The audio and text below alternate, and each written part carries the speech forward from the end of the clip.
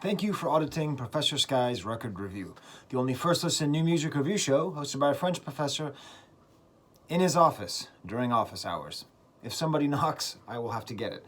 Hopefully they won't, because I'm here to review the album by Deuce called Memphis Massacre 2. Now, I have not listened to Memphis Massacre 1. I don't know anything about Deuce. I was drawn into the usage of the word Memphis for reasons I will describe soon. But really, this episode was handed to me on a platter by my son.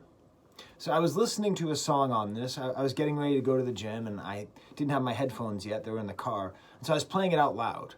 And it was this song, Crunk Ain't Dead, or Crunk Isn't Dead. And, my son was listening to it, and he keeps on going, offset, offset. And he explained to me that that's like a typical joke that he and his friends make, that if they hear some music that's kind of Southern style, trap beats, maybe people kind of yelling, they scream the word offset in reference to the member of the Migos, and sort of the kind of way that a lot of teenagers do, where they sort of make fun of rap music while loving it and also not really understanding it and kind of ridiculing it and kind of not. It's a rite of passage, I think, for a lot of people. And so, when he screams offset, he's kind of making fun of this kinds of music for reasons that make sense.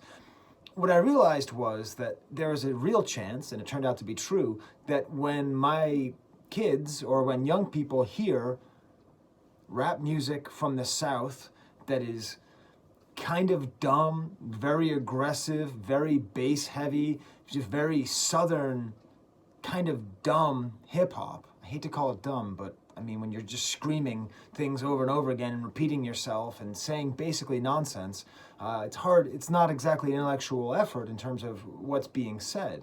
It still has intellectual value, but the content of what's being said is not particularly interesting. He sort of thought this was like a new thing. Like when he said offset, I think he kind of thought that was actually the creator of this kind of music. So I realized, like, well, first of all, maybe he'd never seen the Lil Jon sketch with Dave Chappelle. What? Okay. So I played that for him. And then I thought, well, just for fun. And I played him Still Crunk, I believe is the name of the song, from 2000 by Lil Jon and the East Side Boys. And he was like, when is this from? I was like, 20 years ago. He's like, no. He couldn't, no. This is from 2000. He's like, no, this is like some SoundCloud rapper. This could be on SoundCloud. And so it made me realize that this song I was listening to initially, Crunk Ain't Dead, poses a great question. Is crunk an eternal art form? I mean, it was created at a certain point. It's born out of Southern hip hop and the different styles. It's very influenced, I think, by kind of the Miami bass, with having a super heavy bass and just kind of a mob mentality of just kind of screaming, just often testosterone-fueled energy. So, like, crunk is eternal. Crunk isn't dead. And it's a funny pun, right? Because the original term is punk isn't dead, or punk ain't dead. And punk and crunk rhyme. But this album by Deuce really shows that by the fact that much of the album is in the crunk style. And this guy was only 7 years old in 2000 when Lil Jon was still talking about crunk, when crunk was already basically old, but had just passed into the mainstream. So, what do we do with this music that's loud, the bass is too high, devoid of deeper meaning, it's awfully sexist, awfully violent, very materialistic? Is it devoid of value? I don't think it is.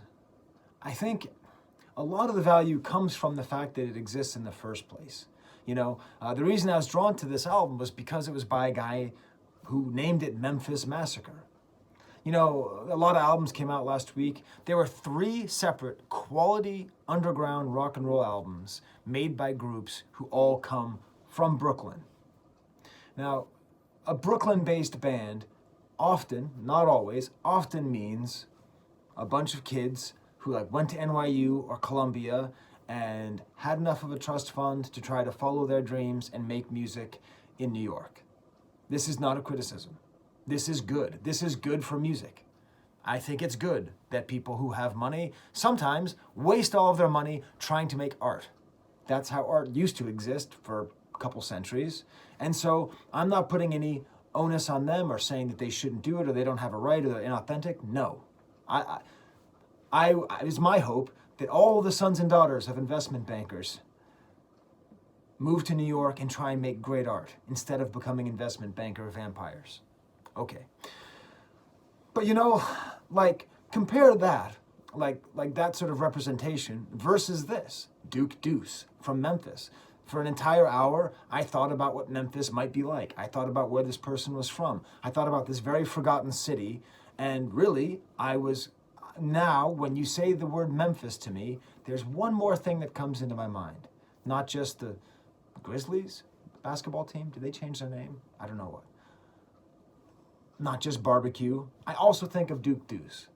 So I really believe that a lot of hip-hop's value is in this, as I say, giving the voice to the voiceless and actually making cities visible that were previously invisible. Just a quick note, I would actually like to do a little bit of work for the Memphis Board of Tourism. If you're talking to somebody who's going to visit America for the first time, they all say, I want to go to New York, I want to go to San Francisco. Forget San Francisco, it's boring. New York is interesting, but it's just a big city. For my money, the best place to visit in the country to understand America is Memphis. It's amazing, especially if you love music enough to watch this channel. Yes, it has Graceland, which has its own value, but it's also the location of where Stax came from. Stax Records. They basically didn't put out a bad record the entire time that they were working in the 60s and 70s. It's the location of Sun Records. Music is everywhere. And then on top of that, I just want to tell this one story. It's not about music, but it's true.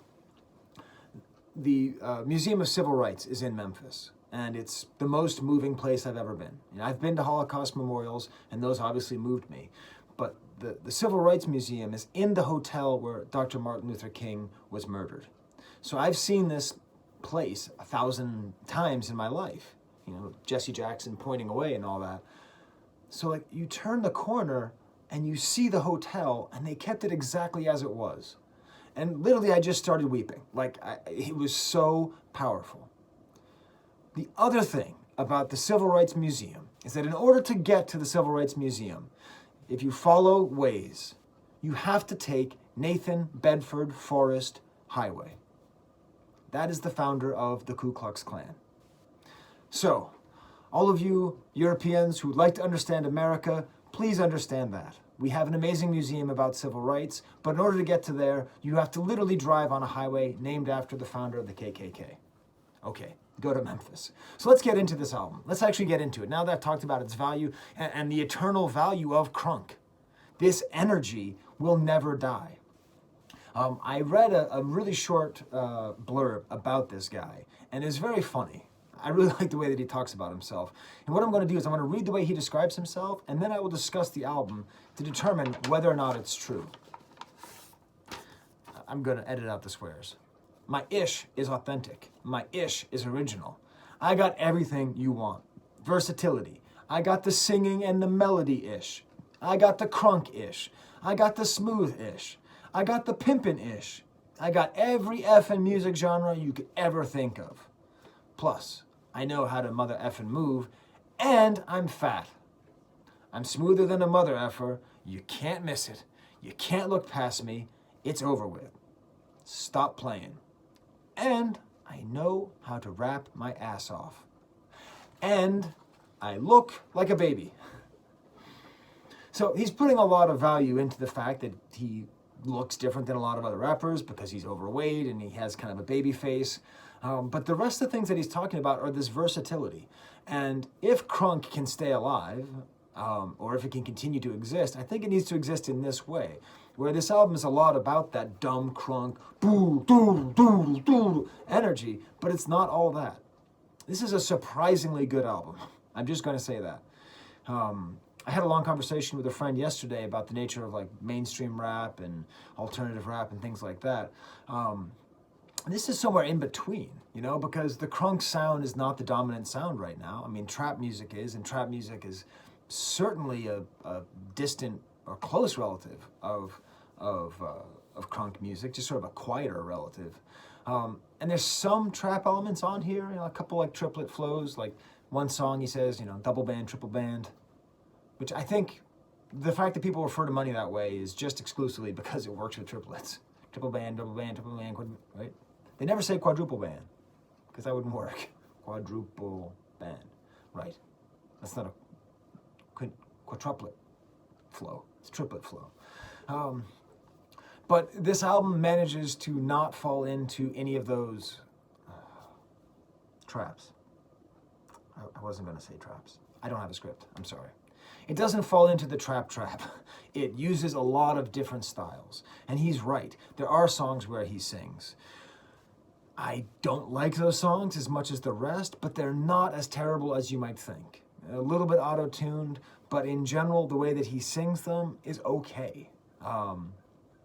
The album begins with a track called Feel Like It, just a great, dumb, loud, catchy song. You know, my favorite line is, I might not take a picture with you if I feel like it.